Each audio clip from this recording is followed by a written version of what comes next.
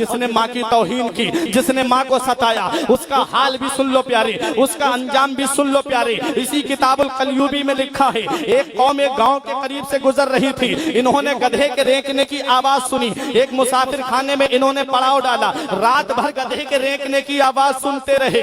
ये कौम वाले जब सुबह को पूछा कि ये गधे के रेंकने की आवाज कहां से आ रही थी, यहाँ कोई आवाज देने वाला तो नहीं था, हमें गधा भी नजर नहीं आ रहा है। कहा इस बूढ़ी औरत से पूछ लो। एक बूढ़ी औरत से पूछा प्यारे हजरात, बहुत गौर से सुनिए, इस्लाहे मुआशरा कॉन्फ्रेंस के हवाले से मैं बोल रहा हूँ। उवैसे करनी के जश्न में आप आए हो, उवैसे करनी ने माँ का कैसे अदब किया है वो बताना चाहता हूँ। देखो माँ का मकाम क्या होता है। उस कौम ने उस बूढ़ी औरत से पूछा, हम यहाँ रात भर गधे के रेंकने की आवाज सुनते रहे लेकिन हमें कोई गधा नजर नहीं आया। उस बूढ़ी औरत ने कहा, ये कब्र भी जो सामने देख रहे हो इसे खोल करके देख लो। उन्होंने जब कब्र को खोला तो उसके अंदर क्या देखते हैं कि एक नौजवान है, लेकिन उसकी गर्दन से नीचे का हिस्सा तो इंसान वाला है और गर्दन से ऊपर का हिस्सा उसका गधे का बना हुआ है।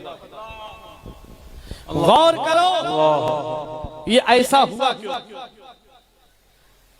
जब देखा कि गर्दन से नीचे का हिस्सा इंसानों वाला, गर्दन से ऊपर का हिस्सा गधे का, तो कहा वजह क्या है?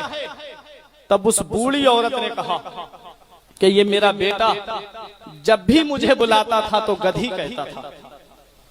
जब भी मेरा बेटा मुझे पुकारता, एक गधी इधर आ, एक गधी पानी लाके दे, एक गधी खाना लाके दे।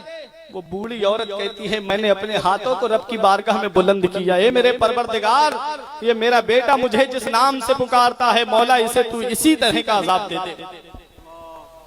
नबी इरशाद फरमाते हैं, माँ अगर 100 बद्दुआएं करे तो अल्लाह 99 रद्द फरमा देता है, एक कबूल फरमाता है। और माँ 100 दुआएं करे तो अल्लाह ताला 99 कबूल फरमा लेता है, एक रद्द फरमा देता है। क्योंकि कोई भी माँ अपनी औलाद को सच्चे दिल से बद्दुआ नहीं देती। कोई भी माँ अपनी औलाद को सच्चे दिल से बद्दुआ नहीं देती। लेकिन ये औलाद, आज की ये नई जनरेशन